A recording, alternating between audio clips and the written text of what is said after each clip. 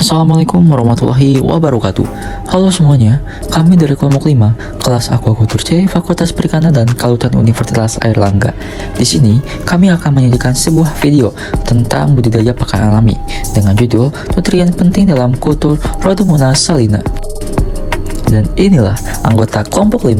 Yang pertama ada Rizky Firmansyah dengan NIM belakang 120, Anggia Lupita Devi NIM 127, Gracia Violeta NIM 142, Isa Firdaus Kurnia Dewi NIM 156, Andarisa Putri Darsono 161, dan Muhammad Stan Syapendi dengan NIM 167.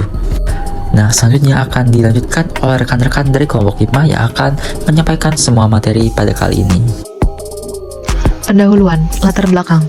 Rhodomonas salina merupakan spesies dari kelas Cryptophyceae yang banyak digunakan dalam kegiatan aquaculture karena memiliki kandungan nutrisi yang tinggi seperti protein, lipid, dan polyunsaturated fatty acid. Spesies ini juga memiliki kualitas tinggi dalam mencukupi kebutuhan nutrisi Copepoda, Rotifer, dan juga Bivalvia. Pertumbuhan Rhodomonas salina dipengaruhi oleh beberapa faktor lingkungan seperti unsur hara dalam media kultur, serta kualitas air seperti salinitas, pH, suhu, dan intensitas cahaya. Untuk mendapatkan persediaan Rhodomonas salina sebagai pakan alami, diperlukan suatu studi tentang penggunaan media kultur yang memberikan hasil terbaik terutama mengenai jumlah sel atau kepadatan Rhodomonas salina yang dihasilkan. Hal ini karena setiap media mempunyai komposisi unsur hara yang berbeda-beda antara satu media dengan yang lainnya, di mana masing-masing unsur hara tersebut juga mempunyai fungsi yang berbeda pula bagi Rhodomonas salina yang akan dibudidayakan. Tujuannya yaitu untuk mengetahui komposisi nutrien yang sesuai bagi Rhodomonas salina.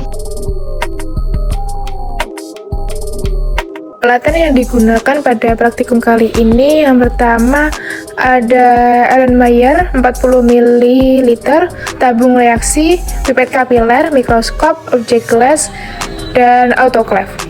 Bahan yang digunakan yaitu media Guillard, F2, sampel plankton, dan air laut. Baik, sekarang untuk bagian metode. Untuk alatnya sendiri terdapat Erlenmeyer 40 ml, tabung reaksi, pipet kapiler, mikroskop, objek glass, dan autoclave. Sedangkan untuk bahannya sendiri dapat media Guillard F2, sampel plankton, dan air laut. Lalu untuk proses produksi mikroalga terdiri dari 3 tahapan, yaitu terdapat isolasi, kultur atau perbanyakan, dan pemanenan. Proses isolasi mikroalga biasanya dilakukan dengan menggunakan metode single cell isolation menggunakan pipet kapiler dari pipet Pasteur. Setelah sel mikroalga hasil isolasi, kemudian akan ditumbuhkan dalam multi-well plate yang berisi cairan media. Nah, untuk alga jenis ini digunakan media Guillard F2. Dalam media tersebut sudah diperkaya dengan nutrien seperti fosfat dan nitrat.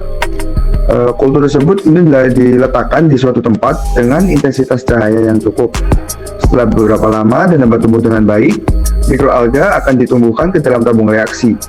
Tabung reaksi berisi kultur tersebut kemudian akan juga diletakkan di tempat intensitas cahaya yang cukup. Selain itu, terdapat pH yang optimal untuk pertumbuhan Rhodomonas yaitu adalah 7,7 dengan salinitas 32 ppt dan suhu 20 derajat Celcius. Selama berapa lama hingga berkembang biak dengan baik. Setelah 7 hari, maka Rhodomonas akan tumbuh, kemudian akan dikultur dalam Erlenmeyer 40 ml dan selanjutnya akan diperoleh kultur yang diinginkan. Pembahasan. Rhodomonas salina merupakan spesies dari kelas Cryptophyceae yang banyak digunakan dalam kegiatan aquaculture karena memiliki kandungan nutrisi yang tinggi.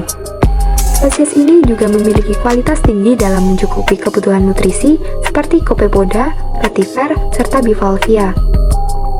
Bivalvia yang mengonsumsi fitoplankton Rhodomonas spp menunjukkan tingginya penyerapan nutrisi ke dalam tubuh, sehingga Rhodomonas dianggap dapat mencukupi kebutuhan nutrien di bidang aquaculture. Nutrien yang mengandung pertumbuhan Cryptophyceae Rhodomonas salina yaitu nitrat dan fosfat. Karena pertumbuhan spesies tersebut akan meningkat pada saat nitrat dan fosfat tinggi. Nitrat dapat menjadi sumber nitrogen yang dapat bermanfaat sebagai bahan pembentuk asam amino penting untuk Cryptophyceae. Selain nutrien, faktor lingkungan seperti pH dan salinitas juga berpengaruh pada pertumbuhan fitoplankton.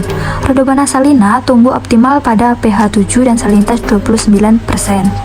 Mikroalga Rhodomonas salina merupakan mikroalga yang mengandung phycoerythrin. Phycoerythrin merupakan kompleks pigmen protein penangkap sinar matahari untuk fotosintesis.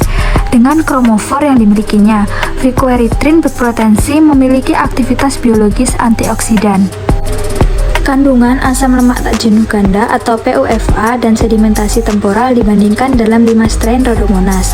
Rhodomonas salina dipilih sebagai yang paling cocok untuk budidaya di PBR karena kandungan biokimia PUFA yang baik dan sedimentasi sel yang rendah.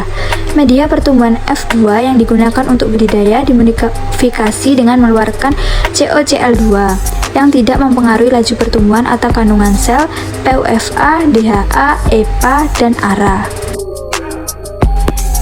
Kesimpulannya yaitu, Rhodomonas salina merupakan spesies dari kelas Rhiptophyceae yang banyak digunakan dalam kegiatan aquaculture karena memiliki kandungan nutrisi yang tinggi. Proses produksi mikroalga terdiri dari 3 tahapan penting, yaitu isolasi, kultur atau perbanyakan, dan pemanenan.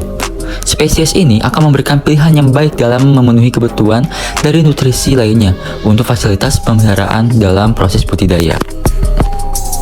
Dan ini adalah daftar pustaka yang merupakan referensi dari semua isi materi kali ini. Dan terima kasih untuk kalian semua yang sudah menonton dan menyaksikan video kali ini. Kami dari Koplo 5 pun meminta maaf jika ada kekurangan dan juga kesalahan pada video kali ini. Selamat bertemu kembali dan selamat beraktivitas.